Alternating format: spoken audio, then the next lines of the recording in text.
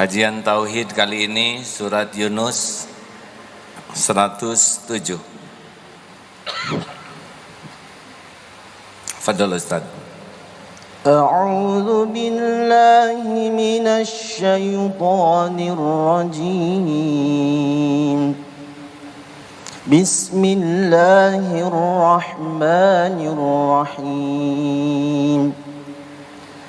Wa yamsaska Allahu bidurrin fala kashifa lahu illa hu wa yuridka bi khairin fala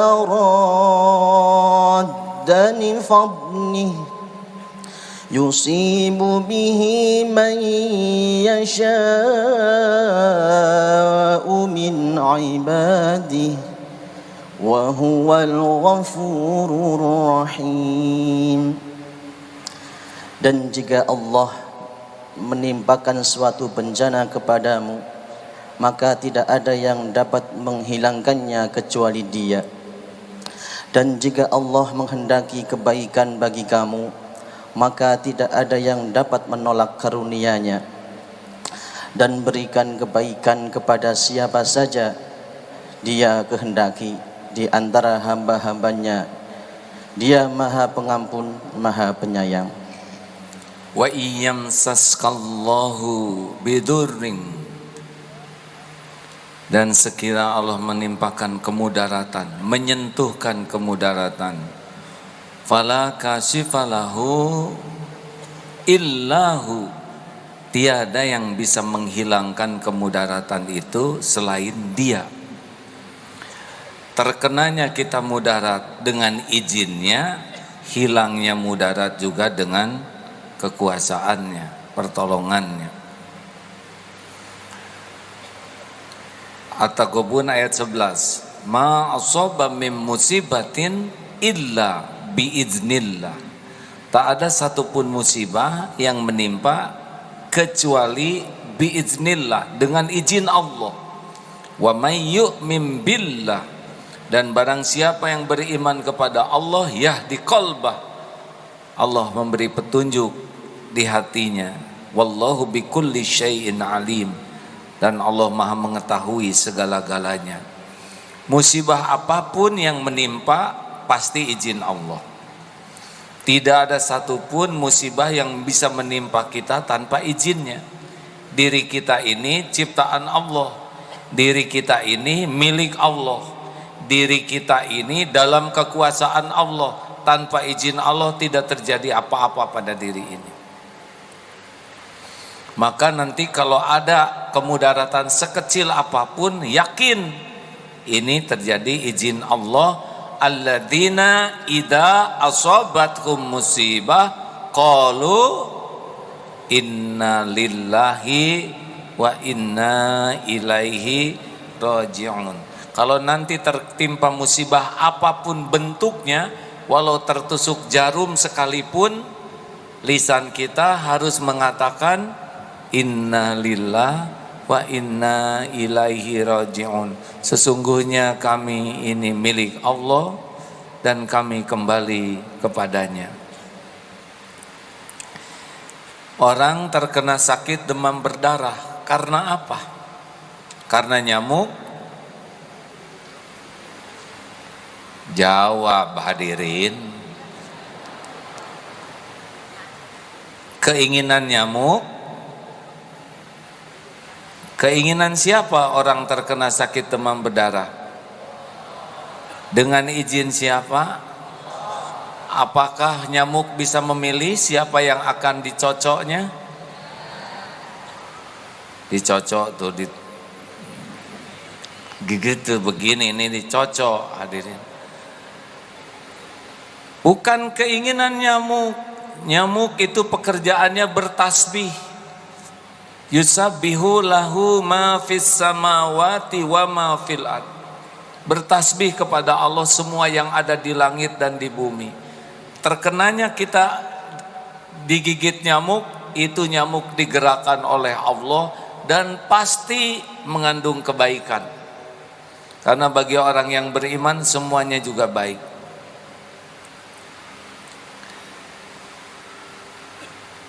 Semua kepahitan izin Allah.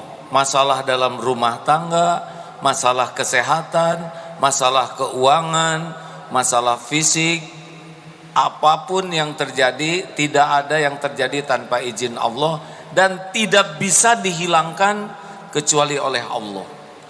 Gelisah, izin Allah tidak gelisah.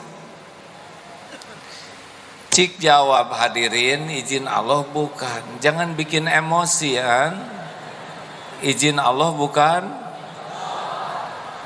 Hati ini ciptaan Allah.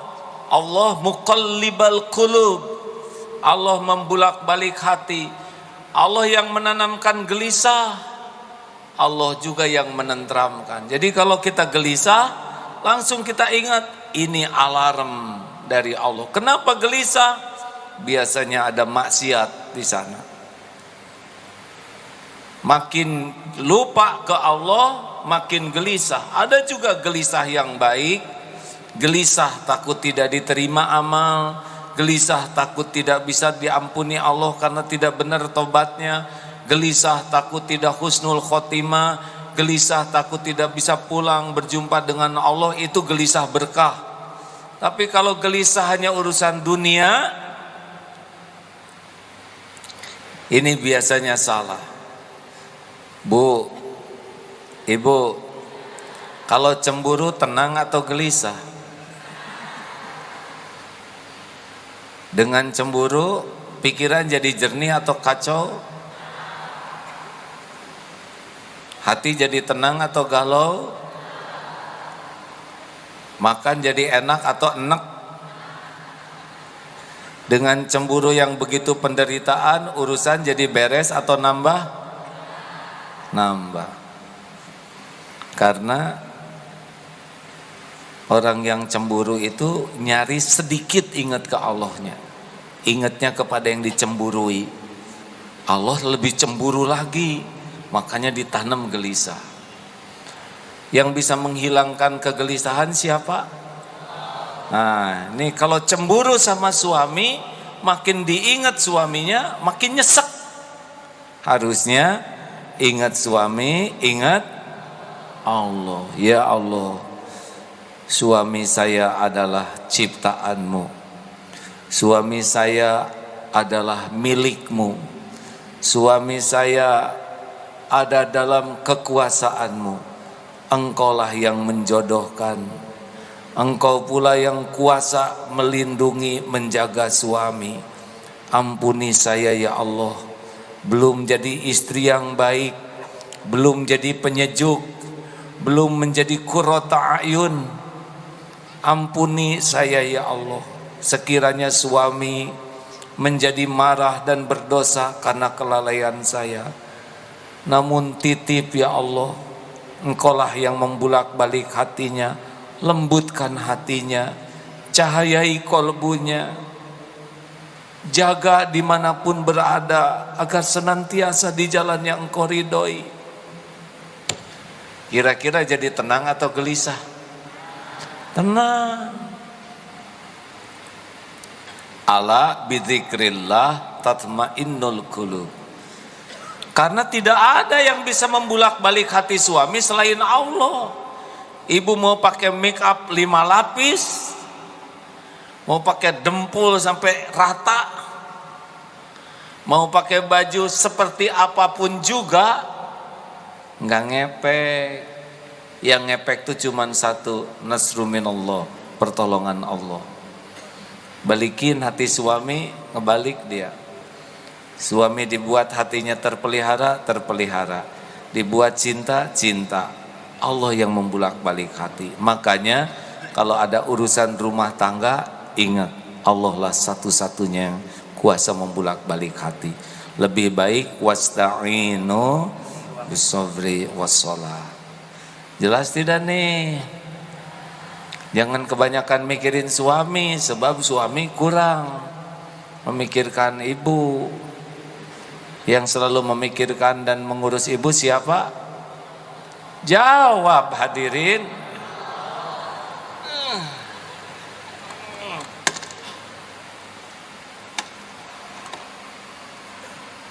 Jawab.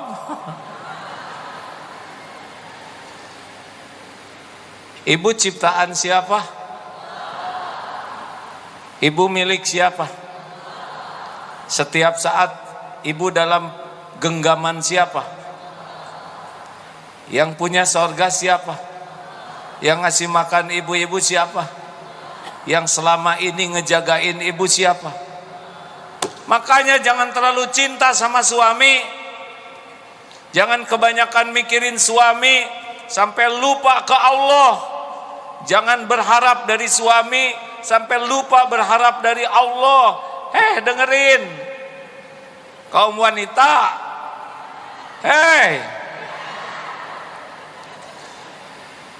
saya lelaki, iya kan?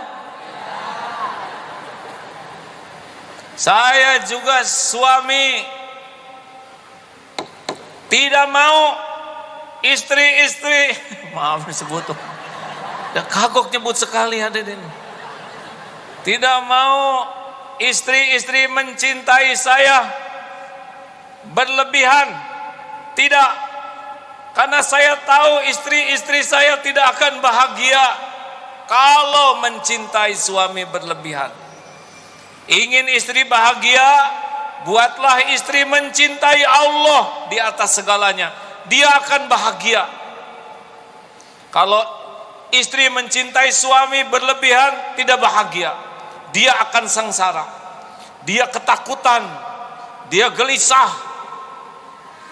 Salah kita sebagai lelaki, tidak mendidik keluarga mencintai Allah di atas segalanya.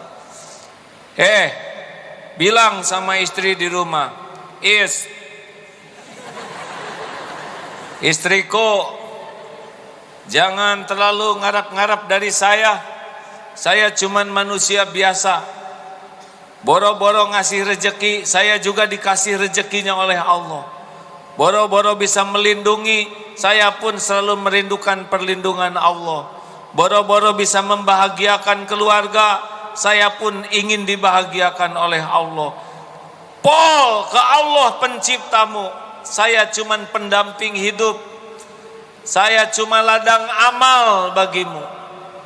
Jangan banyak berharap dari saya, akan banyak kecewa. Berharaplah dari Allah, pemilik, penguasa, penentu segala-galanya yang maha baik. Saya sedikit kebaikannya, Allah maha baik, tidak pernah berkurang kebaikannya. Kalau istri makin cinta ke Allah, makin dekat dengan Allah, Allah yang bisa membahagiakannya. Mengerti lelaki? Jangan bangga punya istri yang mencintaimu. Duhai suamiku, you are my everything. Engkau adalah segala-galanya. Enggak. Tanamkan, Allah lah pemilik, penguasa, penentu segala-galanya. Sama ke anak-anak juga. Anak-anak, jangan berharap dari bapak, jangan berharap dari ibu yang menguasai segalanya Allah. Bapak mau, Allah tidak menghendaki, tidak akan terjadi. Allah menghendaki, walau bapak tidak berdaya, pasti akan terjadi. Ini wa iyamsaskallahu bidurrin fala kashifalahu illahu. Harus ajak di sini. Tidak ada yang bisa menyolehkan suami selain Allah. Tidak ada yang bisa melembutkan hati istri selain Allah subhanahu wa ta'ala. Ingin punya istri solehah? Jawab lelaki. Yang ada dikemanain? Yang itu disolehain. Ingin punya istri solehah? Jadilah lelaki soleh.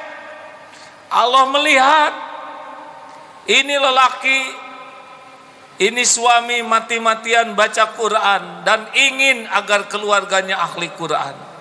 Ini suami tiap pagi pergi ke masjid.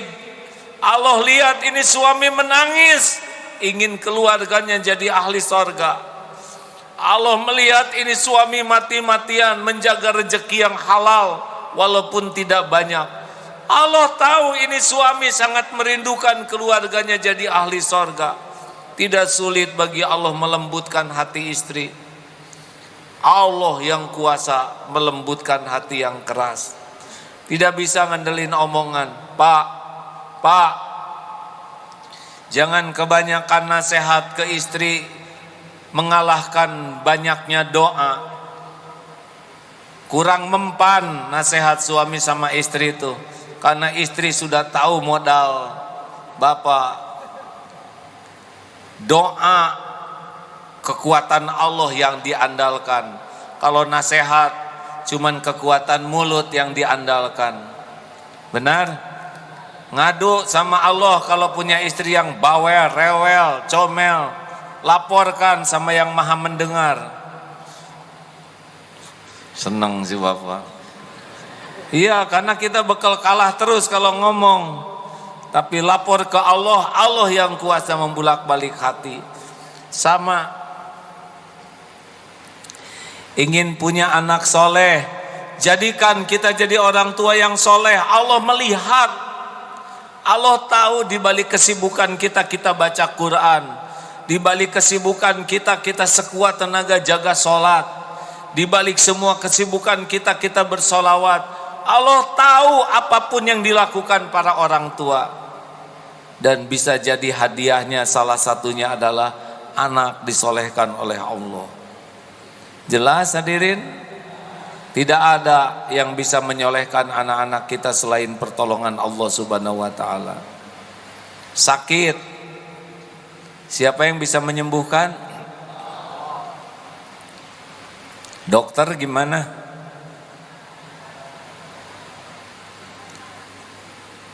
Jawab hadirin. Dokter mengobati, yang menyembuhkan Allah. Dokternya sama, obatnya sama, cara-cara pengobatannya sama, hasilnya tetap aja beda. Karena yang menyembuhkan bukan obat, bukan dokter, yang menyembuhkan adalah Allah Subhanahu wa taala. Makanya kalau makan obat, jangan ini obat hebat, gak ada obat hebat. Ya Allah, saya makan obat menyempurnakan syariat.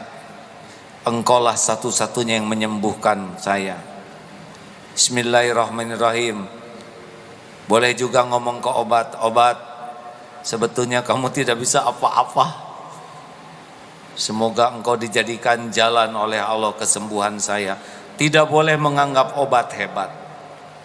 Tidak boleh menganggap dokter juga hebat. Ini dokter hebat, baru aja diperiksa sudah sembuh. Bohong, itu naksir sama dokternya ya. Dokter ini semoga jadi jalan dari Allah kesembuhan. Kalau nggak sembuh, ya nggak apa-apa. Bagi kita kan bukan sembuhnya yang terpenting, jadi dekat dengan Allah yang terpenting.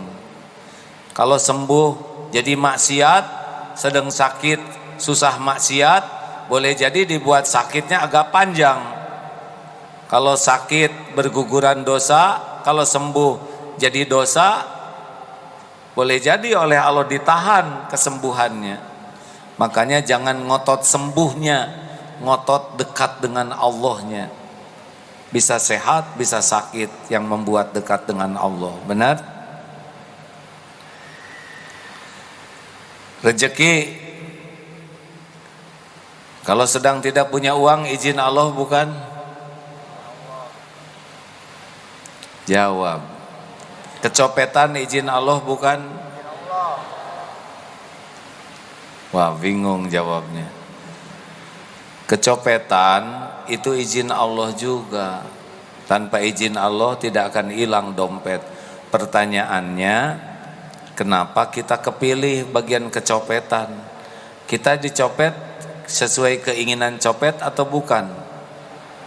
Nah, ini berat pikiran ini. Allah yang kepemilih. Kenapa dong Allah memilih saya dompetnya hilang, HP-nya hilang? Periksa. Wa ma asabaka min sayyi'atin famin nafsik. Siapa tahu HP-nya HP maksiat, lebih banyak buka maksiat, dan Allah tahu.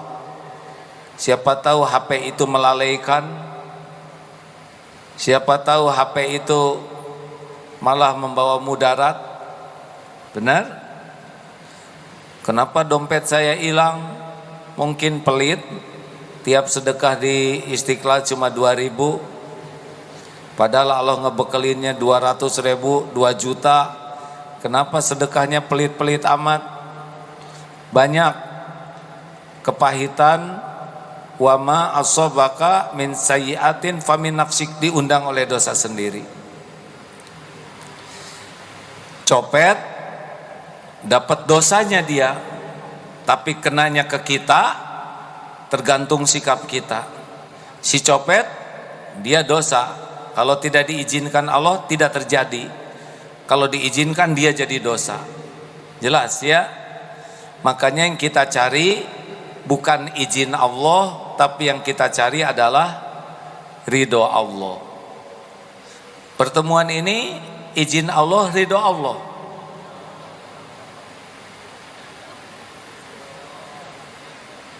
Tergantung. Kalau niatnya lurus, caranya benar, insya Allah Allah ridho. Karena keridhoan Allah ada pada niat dan cara yang Allah sukai. Tapi kalau kesini niatnya untuk ngintelin Aagim, jreng, ya bisa nggak diridhoi Allah. Tapi kalau ada intel kesini, nggak apa-apa. Sini, sing sering ngintelin saya, mudah-mudahan jadi makin yakin ke Allah. Ya, asal tahu aja intel bahwa saudara datang ke sini juga dengan izin Allah. Cepat ganti niatnya supaya jadi ridho Allah, benar? Ya intel juga saudara kita. Saya emang nggak keberatan diintelin tuh, seneng malah. Supaya yang intel juga bisa dapat pelajaran tauhid. Ya intel juga manusia ingin bahagia, ingin sakinah, ingin mulia, ingin selamat. Gitu. Dan boleh jadi intelnya juga sama-sama sholat, sama-sama Islam. Kenapa harus sebel? Dan ngintelinnya juga tugas lagi. Semoga dapat hidayah tel.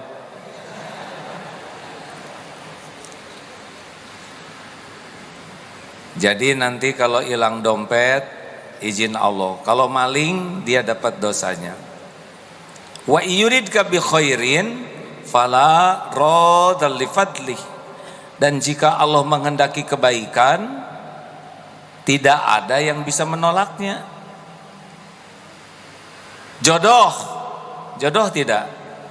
Kalau Allah menakdirkan jodoh, jodoh, pasti jodoh.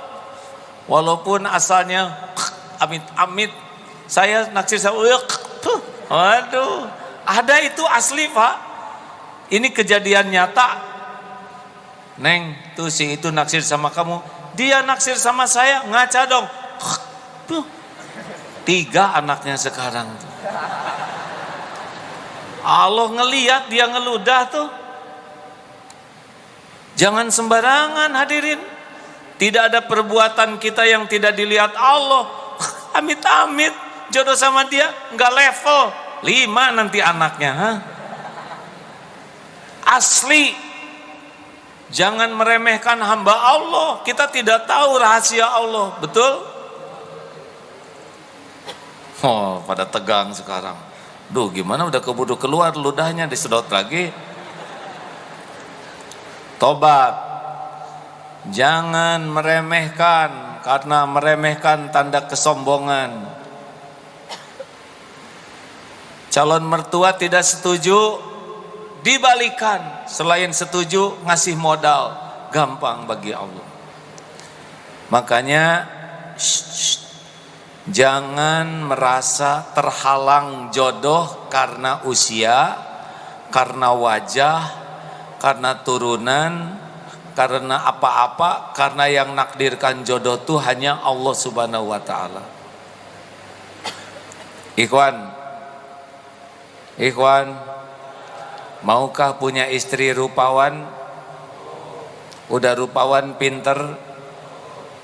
Mau tidak? Udah gitu kaya, banyak uangnya, mau?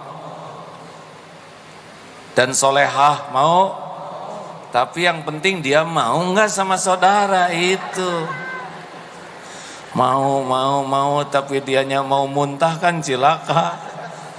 Tapi yang lebih penting lagi Allah mau tidak menakdirkan.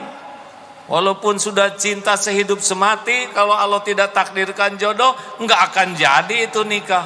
Tidak bisa. Innallaha ala kulli syai'in qadir.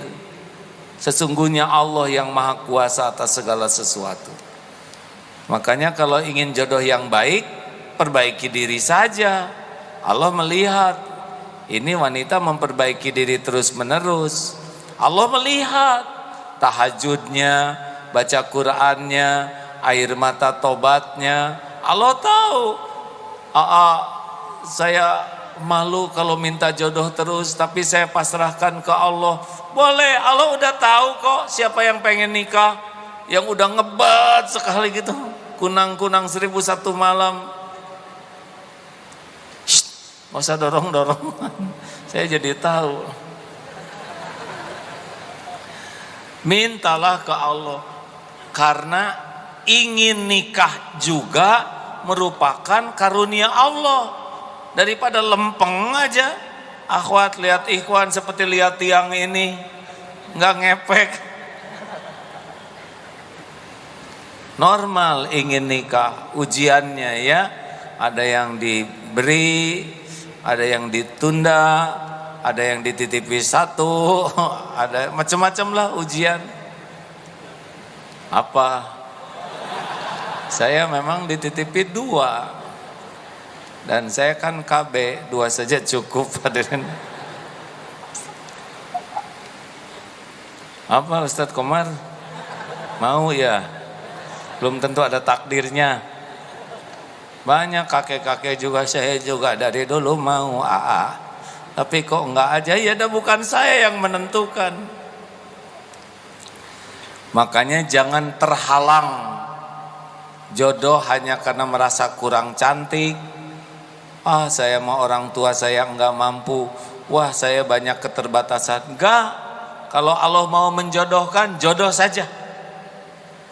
Kemarin waktu pernikahan di Balai Kota, laki-lakinya 76 tahun, istrinya 66 tahun. Tua tuh, tetapnya love story ya. Oges nikah dengan saudara saya, Dian namanya. Oges tuh lumpuh, reuni ketemuan, nikah sesudah itu. Padahal suaminya jangankan untuk jalan, berbalik.